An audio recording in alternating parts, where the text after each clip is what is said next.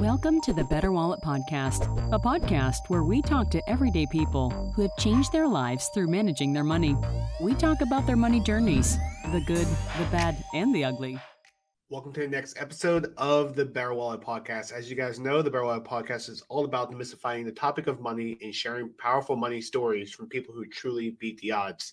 Today, we're going to talk less about money and more about my experience going to Bali. So, as you guys know from the previous episode, we talked a lot about my concerns about flying all the way to Bali and taking an international trip and basically being off the radar for an entire week. And I am really happy to say that everything went very well going on the trip.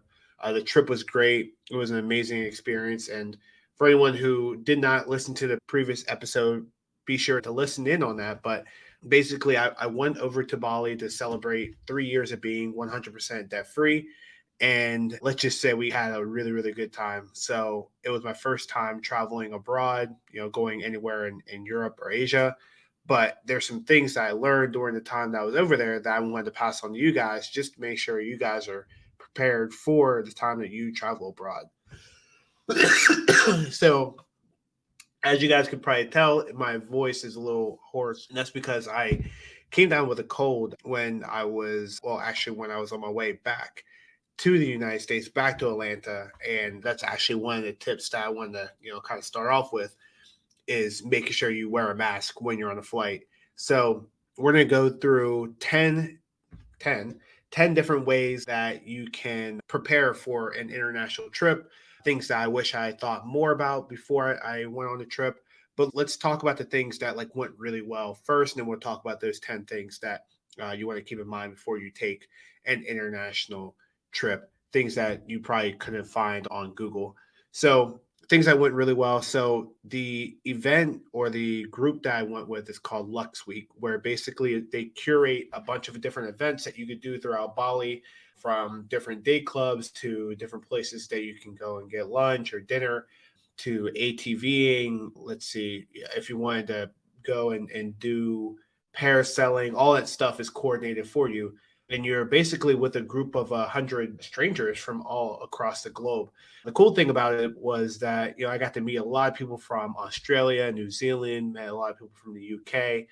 And it was probably one of my first experiences ever, kind of hanging out with people that are not from where I'm from, being the United States or being in Atlanta or when I was in Philly.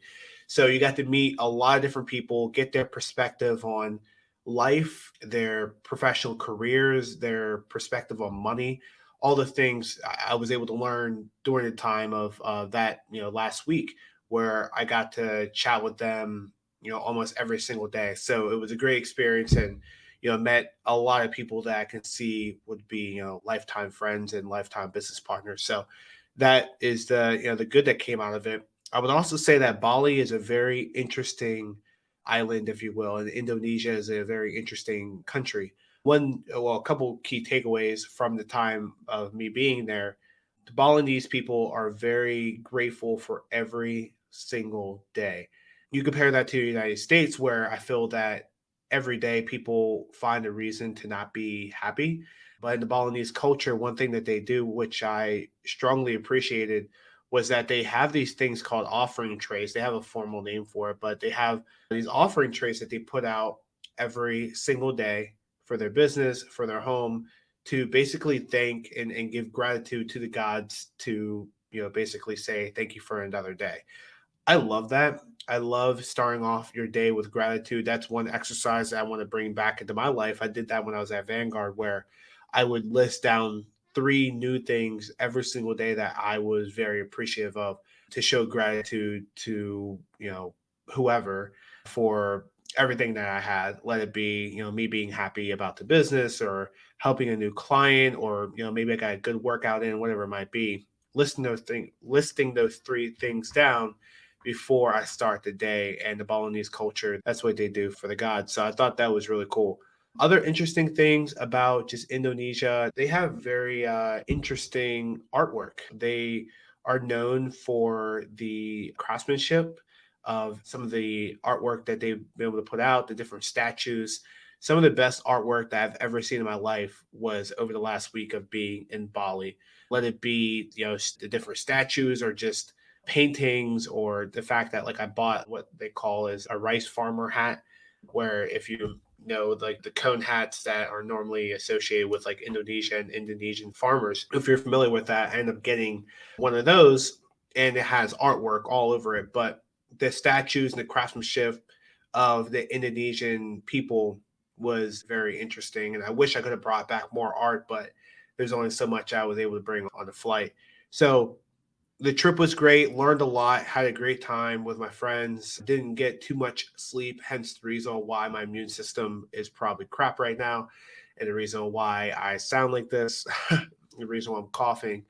But here's some of the things that I wish I knew before traveling over to Bali, now that we kind of talked about all the good things. Not to say any of these are specifically bad, but there's things that I just wish I knew more about before taking this international trip. And as I mentioned, it's my first trip to Asia, frankly, my first trip outside of the Americas and the Caribbean. So, number one, as it relates to me coughing, me having this cold, make sure you guys are wearing a mask for international travel. Not necessarily when you are off the flight, but when you're on the flight. You are surrounded by people from all across the world when you are traveling, let it be domestically or internationally.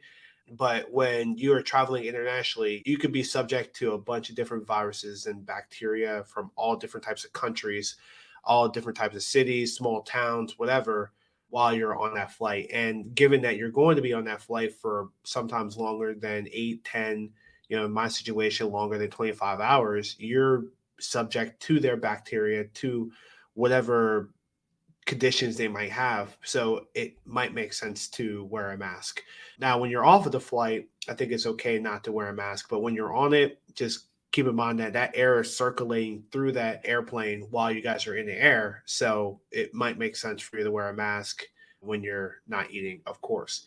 Number two, and again, we're going to go through 10. I'm going to go through them pretty quickly. Number two, make sure you pack emergency so you don't catch a cold while traveling. Again, you're going to be surrounded by a lot of people from all over the place who might be visiting Bali or whatever you're traveling to. I think it makes sense to drink, I mean, not only plenty of water, but it would make sense to add in some emergency in there as well. So you get that vitamin C that helps with like your immune system. Taking that every single day will help you out, and it'll keep you from getting sick, not only during the trip, but also afterwards. The first couple of days of me being back in Atlanta, I felt like I was deathly sick.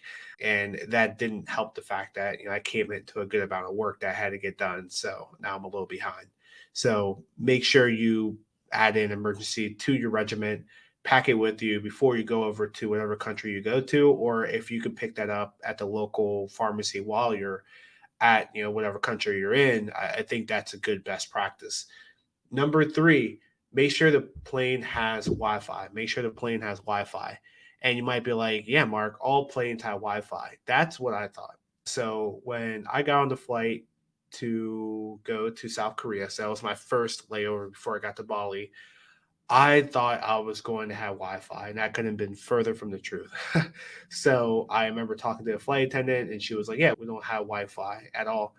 So that meant that I had to travel 12 hours without any Wi-Fi, not getting any work done. The songs that I had on my phone, luckily I had a few downloaded, but I had to play those on replay, and I had to listen to or watch the movies that were on screen display and not the ones that I had, on Netflix on my phone.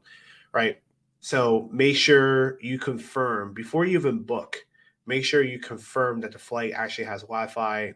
I thought that was a given, but there are flights like Korean Air that do not offer Wi-Fi. So I think a couple of their planes now offer Wi-Fi, but not all of them. So that's one thing that I wish I knew before booking and before traveling. I would have downloaded more stuff. Let's move on to number four. I guess it has to do with number three a little bit. Download Netflix before the flight. So if I could go back in time, if I knew I didn't have Wi-Fi, I wasn't going to have Wi-Fi, I would have downloaded Netflix before I got on the flight. I actually think that you have to download Netflix before you even get on the flight. I don't even know if that works, because I think I tried to listen to or watch Netflix when I was on in Delta flight, which had Wi-Fi and it didn't allow me to do so. So just make sure you download Netflix before you get on a flight, before you start traveling. That's a mistake that I made. I'm not a Netflixer. It was actually my first time using Netflix for just general purposes. So that was a lesson learned. Make sure you download Netflix before the flight. Number five, and this has everything to do with the fact that like I love food, but there are some foods that I don't like to eat. So this was the first flight where I was actually fed. So on international trips, as you guys likely know, you will likely get a few meals on your trip over to where you're going and on the way back. It's just something that airlines do because, of course, you're hungry and likely you don't have any food. One thing I wish I did was I wish I brought some snacks for the flight because I know at times I could be a picky eater, picky slash eater, like some things I just don't like. For example, they were serving eggs and I can't digest eggs. I don't think I have an allergy, but I just don't like eggs. And because of that, I had to miss out on a meal, which made me extremely hungry for a couple hours of the flight until I got the next meal. So I think it's a good best practice to pick up different snacks from the airport prior to boarding the flight when you know you have an international trip or you have a longer trip. So make sure you bring your favorite snacks, especially if you feel like you're not going to like the food. Another thing that they served me was a pizza with artichokes in there, and I hated that. So it just wasn't a good combination. I'm like a texture person, so if like the texture of the food doesn't match, I have a hard time eating it. I know probably about a bunch of other people who are listening who are like, yeah, I'm the same way. So that was definitely a curveball for sure. Number six, kind of rolling on here. Be sure to know the exchange rate. I was so busy prior to traveling to Bali that I couldn't even look up. I didn't know what the exchange rate was before for the US dollar to the rupiah. And it wasn't until I landed at the villa that I went through and did the exchange rate, and I found out it was 15,000 rupiah for $1, which is a really good exchange rate, and the dollar stretched really far in Bali. So I wish I would have known that because there were times where I could have bought things up front, like let's say like at the airport when I got into Bali, or if I was to tip anyone, I didn't know what the exchange rate was. So I was a little reluctant to give money because I didn't really know what it was going to be. And I wish I knew what it was. And the reason why I couldn't figure it out is because I didn't have cell phone service, which we'll talk about that a little bit later. But I wish I knew what the exchange rate was prior to going to Bali. And I wish I had the rough conversion slash the equation to figure out how many dollars equals their amount of rupiah.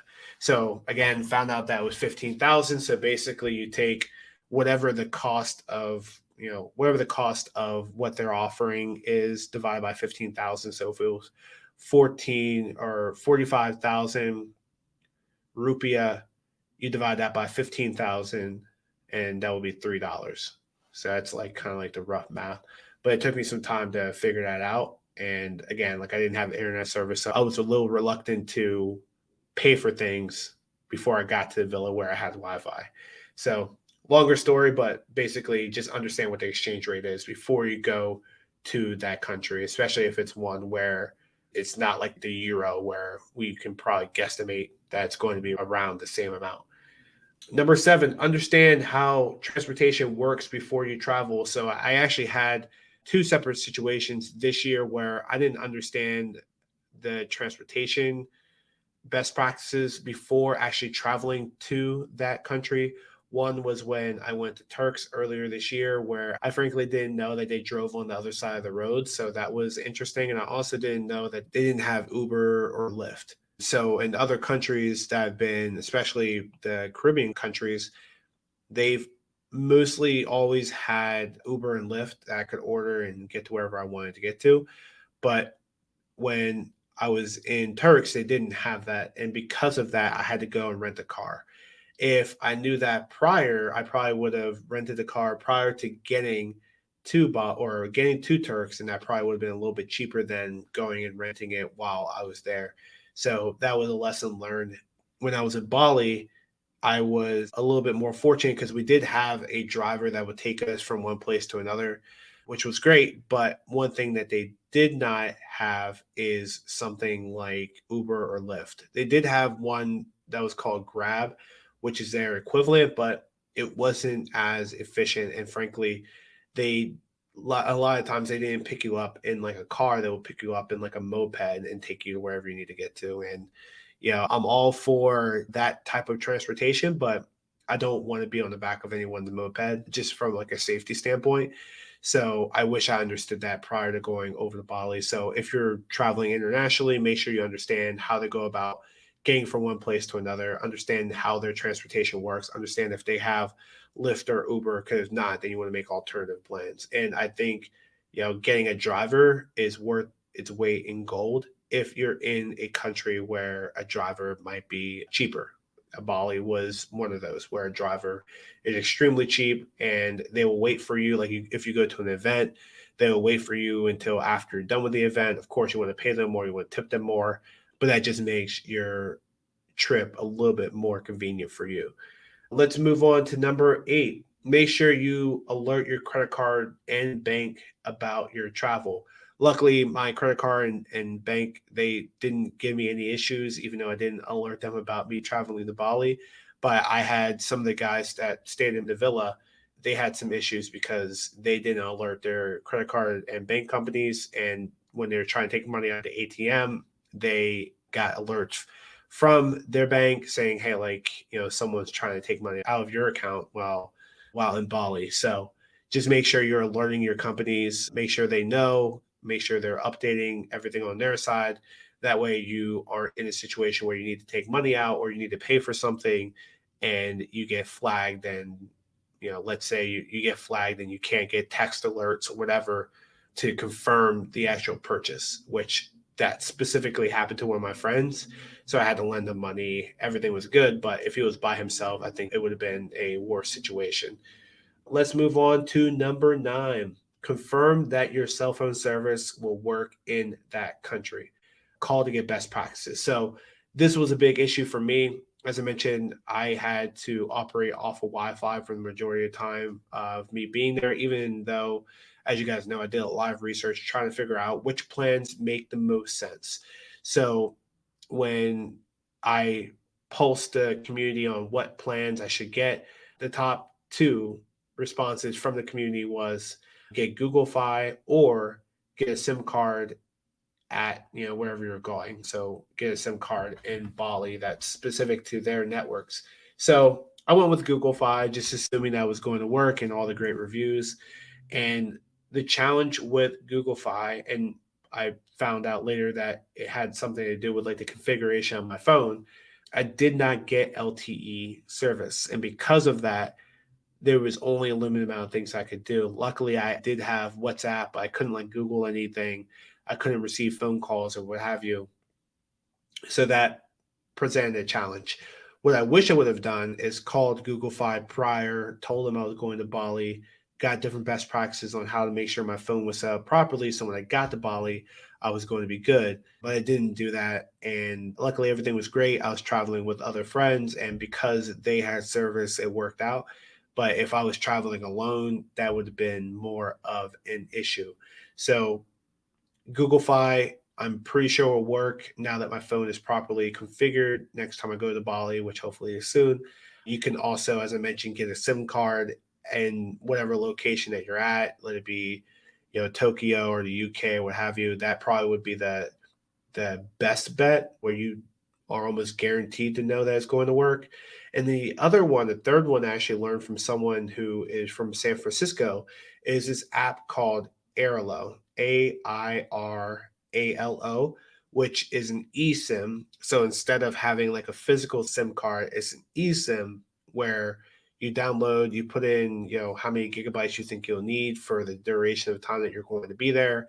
And then you connect to the network in that specific country and everything works fine. So it worked well on her phone and a few other people who used Airlo. Hopefully I'm pronouncing that correctly.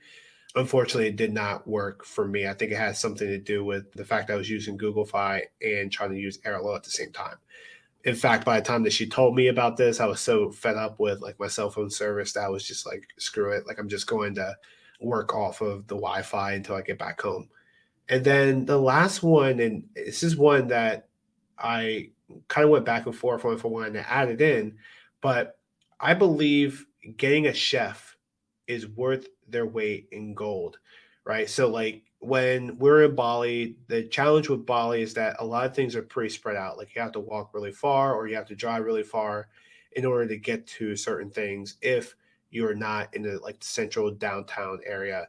Where we were at, it's called Canggu, where things are a little bit more spread out, but there is a downtown area. It's pretty easy to get to if you're willing to walk. But in the morning, sometimes you're not willing to, just make a, mile walk in order to get breakfast. So one thing that we end up doing is we end up hiring a chef where the chef came in, we paid them about $8 to $10 per person every day. And she came in 8 o'clock in the morning and she would make breakfast, and not just like, eggs and bacon. She had like eggs, pancake, bacon, ham, toast, fried noodles, like fried rice, all anything you could ever possibly imagine.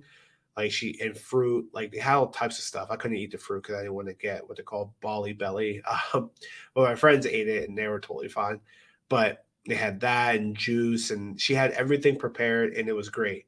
And again, we paid $8 to $10 per day. Obviously, we tipped her at the end because she did an amazing job. And if you are traveling abroad and it's hard to get food, or there's not a restaurant that's right down the street, or maybe you don't want to spend as much money as a restaurant at the restaurant, or you just want to wake up to food, I think hiring a private chef is well worth it. There was actually one day where we were so busy that we couldn't go to a restaurant to get dinner. So instead, what we did was we had her there for breakfast, and we actually asked her to make dinner as well, and that really helped us to be able to eat and then go on with our different events. The other cool thing is we had what, 5 guys, and she made enough food not only for breakfast but also for leftovers. So if we came back at night and we're just hungry, we're able to sit down and eat the leftovers from either breakfast or if we had leftover dinner. Again, all the food was amazing, $8 to $10 per meal per day. And I think that's incredibly worth it. And that's something that I never thought I would ever say because, in the States, there are times where you might think about hiring out, cleaning or, getting a chef, but I never got to the point where I felt that I was worthy enough to have those things. But now that I understand the convenience of having someone who could come in and cook for you and how much that could relieve, stress in your day, or, it could open up some more time in your day to get more things done, it's definitely something I plan on experimenting with here in Atlanta, here at home, to see how it might open up my day and free up some more time. That, and obviously getting a cleaner as well, because I think oftentimes we want to clean every single week, but that time might be spent better doing other things. And you can employ someone who loves to clean, and that's something that they love to do, and you could pay them accordingly for that. So delegating that type of work is something I'm looking forward to doing in the future, and it's something that I experienced in Bali. But those are the 10 things that I wish I knew prior to going to Bali. Most of them are related to me not preparing upfront slash not knowing what to prepare for. But now that I understand those 10 things, I can now pack better and prepare better for the next international trip that I make. As you guys know, the reason why I took this trip was to celebrate my debt-free anniversary, my third year of being completely debt-free. If you're looking to become debt-free, if you're looking to pay off your debt and then also start to invest, make sure you're downloading my Financially Bulletproof checklist. It's totally free. I have it in the show notes. Make sure you're downloading that. And if you're at a point where you want to start investing, you want to start investing the right way and learn from a financial advisor on how you can go about investing, please join my free investing webinar that I have at the end of the month. The next one is coming up actually next week. So when you guys are listening to this, you will be able to attend the one on Tuesday. So this will probably drop next Tuesday. And then the next webinar after that will be Tuesday. That same Tuesday, you might be listening to this at 3 p.m. Eastern. If you can't attend that, don't worry. I'm going to have another one in August, but if you're looking to invest, you want to make sure you're joining that so I can show you how to go about investing, how to build your portfolio, and then also how to build wealth passively. With that, I promise the next podcast recording, I won't sound like this and I won't be sick, but this is what you get when you don't prepare for an international trip and you get sick when you come back. So again, thanks for bearing with me. You guys have a great one, and thank you for listening to the BetterWallet podcast. Thanks for tuning in to the BetterWallet podcast. Make sure you subscribe to the show wherever you listen to podcasts. And if you found any value, we'd appreciate a rating and review.